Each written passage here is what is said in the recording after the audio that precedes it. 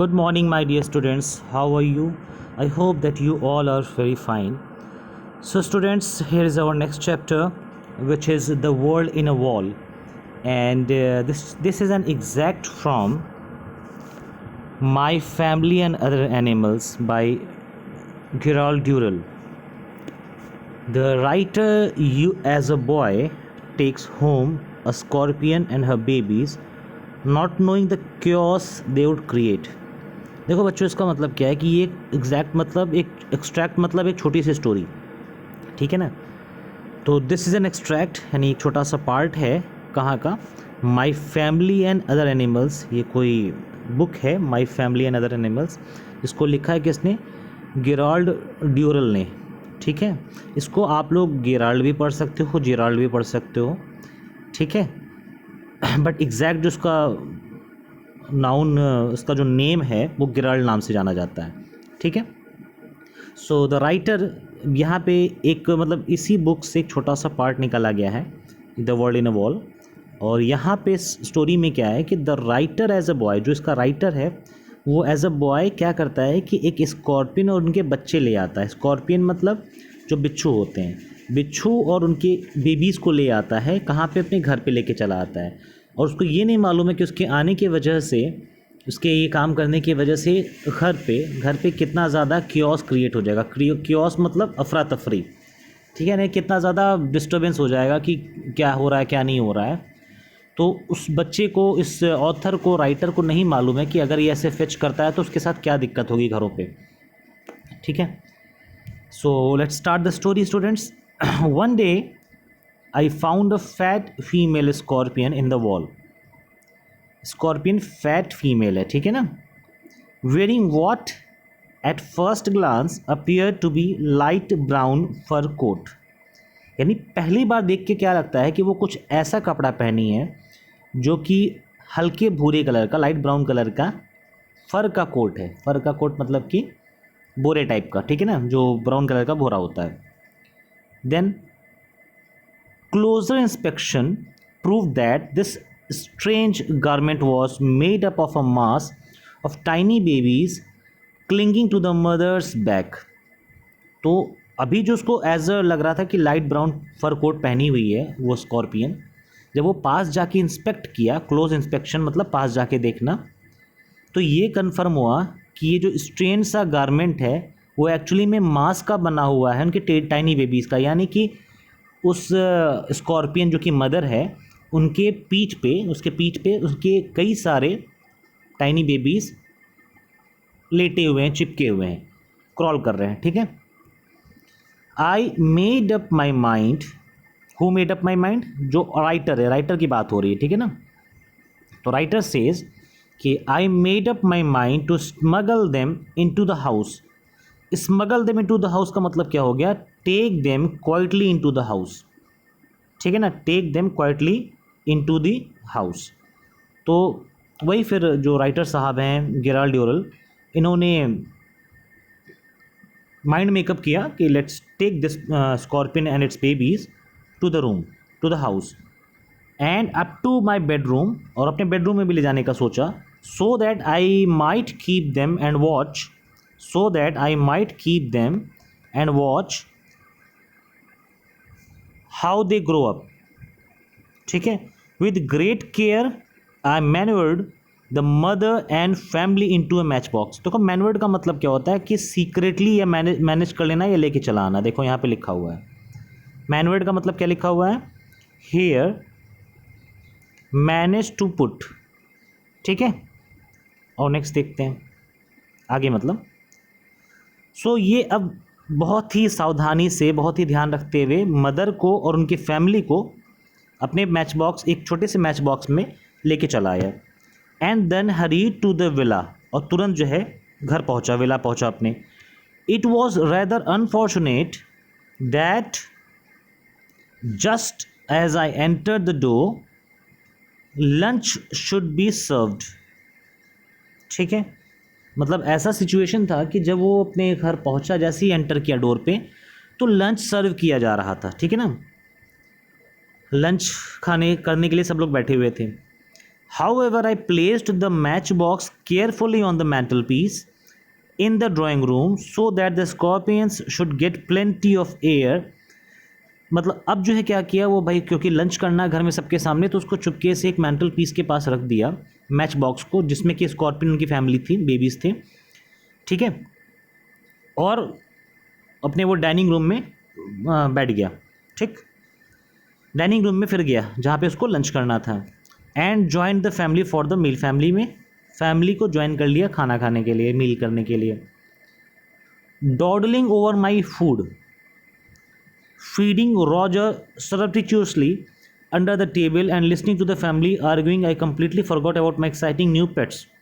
देखो जो उस पर दो नया वर्ड आया, पहला है डॉडलिंग ओवर माई फूड और दूसरा है सरप्टिशियसली। पहले इसकी मीनिंग देखते हैं। वो देखो डॉडलिंग ओवर माई फूड का मतलब है विदाउट ईटिंग विदाउट इंटरेस्ट, यानी कि जब कभी भी आप बिना मन से कुछ खाते हो तो you basically dawdle over your food, ठीक है ना।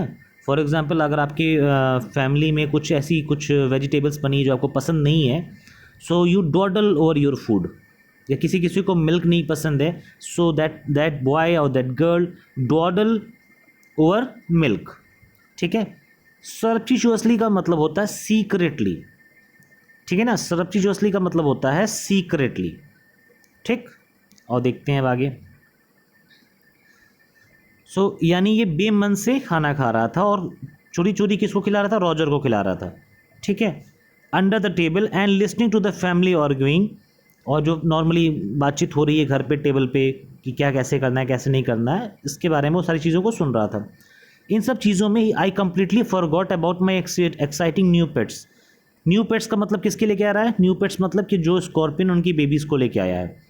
At last, Larry, having finished, fetches the cigarettes from the drawing room, and lying back on his chair, he put one in his mouth, and picked up the matchbox he had brought. Finally, after finishing the meal, Larry was a person in his family. So, what did Larry do? Having finished with the food, he picked a cigarette from the box and kept in the drawing and kept in the mouth. ठीक है। And in order to light that cigarette, that Larry was looking forward for the match box. And ये उसको match box कौन सा मिला, ये वही match box मिला जो कि लैरी जो ऑथर है, राइटर है गेराल्ड ड्यूरेल, वो जिसमें स्कॉर्पियन को रखा हुआ था। तो अब नेचुरल सी बात है कि जब आप ओपन करोगे तो देखो क्या होता है। I watched him interestedly as still talking glibly he open the match box. आपको टॉकिंग ग्लिबली का मतलब देख लो क्या होता है। टॉकिंग ग्लिबली का मतलब होता है स्पीकिंग क्विकली फ्लुएंटली, यानी कि वो बात करते हुए, वो व्यक्ति बात करते हुए, यानी लैरी बात करते हुए, उसी फ्लो में बात करते हुए वो मैच बॉक्स को ओपन करता है। I maintained to this day that female scorpion meant no harm, ठीक है ना। I maintain to this day that female scorpion meant no harm. अब देखो इससे क्या हुआ, मतलब ये कह रहा है maintain to this day that the female scorpion meant no harm, यानी कि उसको कोई दिक्कत नहीं हुआ, इसको फीमेल स्कॉर्पियन को कहीं कोई हानि, कोई दिक्कत नहीं पहुंचा, ठीक है। She was upset and annoyed at being shut up in a matchbox for so long and so she chose the first chance to escape. अब देखो जो स्कॉर्पियन थी वो अपसेट थी मैच बॉक्स में बंद होने की वजह से, तो उसको जैसे ही मौका मिला वो तुरंत मैच बॉक्स से बाहर निकलने का सोची, ठीक है। So she crawled out of the box rapidly, तुरंत वहाँ से बाहर निकली बॉक्स से। And her babies clinging on and scuttled on the back of Larry's hand. अब उनके बेबीज़ जो हैं वहाँ से निकले और लैरी के हैंड पे पहुँच गए, मतलब बैठ गए। So they're not quite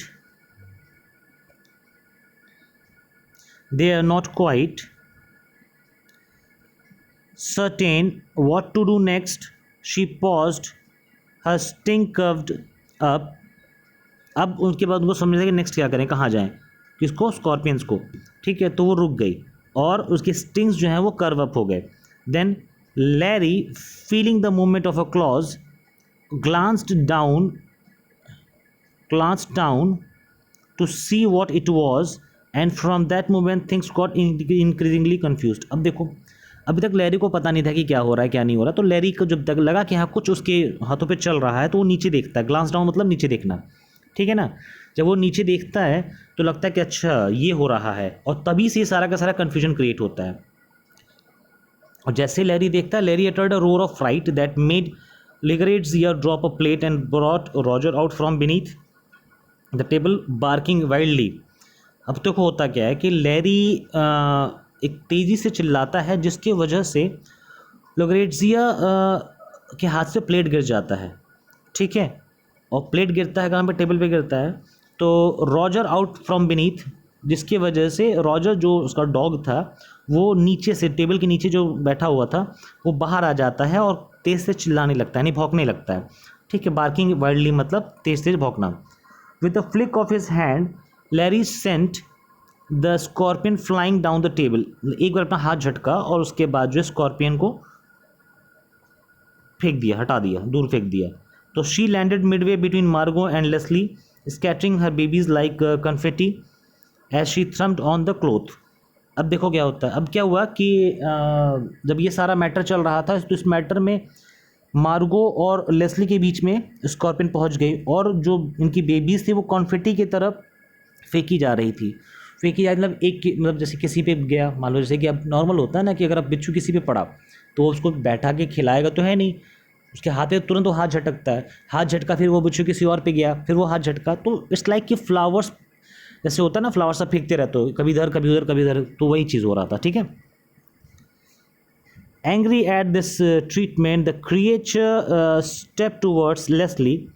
The creature steps towards the Leslie, and her sting quivering Leslie kept leapt to his feet, overturning his chair and flicked out his napkin. देखो अब क्या होता है, ऐसे ट्रीटमेंट की वजह से जो जो इसके साथ हो रहा था, किसके साथ, उस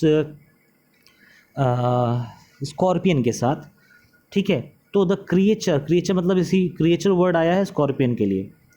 the creature spread towards Leslie and her sting quivering, Leslie left to his feet and overturning his chair flicked out with his napkin. अब देखो एक नया वर्ड आया, फ्लिक्ड आउट। फ्लिक्ड आउट देखो क्या होता है, hit out with his napkin, ठीक है। अब देखो होता क्या है कि ये जो क्रिएचर है ये बेसिकली बहुत ज़्यादा गुस्सा हो चुकी है, ठीक है।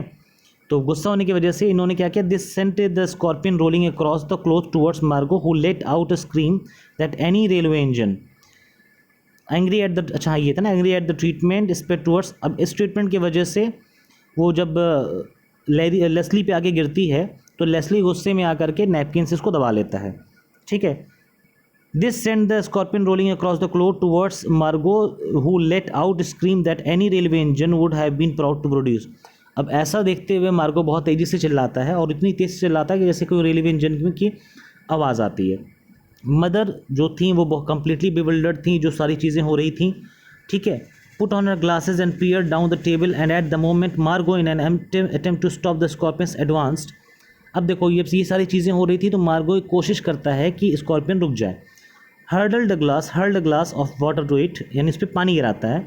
The shower miss the animal completely, भाई क्योंकि वो बिच्छू है वो तुरंत तेज़ी से भागेगी, हालांकि पानी गिराने की कोशिश करता है, पानी गिराता भी, लेकिन पानी इस पर पड़ता नहीं बिकॉज वो बिच्छू आगे जा चुकी रहती है, ठीक है ना। So the shower missed and but dressed mother who not being able to stand cold water. अब देखो यहाँ पे क्या होता है कि अब मदर पे वैसे पानी मारोगे तो उस पर बिच्छू पे ना जाकर के मदर पे चला गया, जो कि स्टैंड कोल्ड वाटर को स्टैंड नहीं कर पा रही थी, ठीक है। अब देखो स्टूडेंट्स में क्या है ना कि ये बिच्छू है और ये इनका स्पून है एंड ऑल है, ठीक है। तो अब देखो ये सारी चीज़ें हैं, कुछ इसमें जो बताना बाकी रह गया अभी। So I will cover this thing in next class. आज के लिए इतना काफ़ी है स्टूडेंट्स। सो नेक्स्ट क्लास हम लोग यहाँ से आगे रीड करेंगे, ठीक है ना।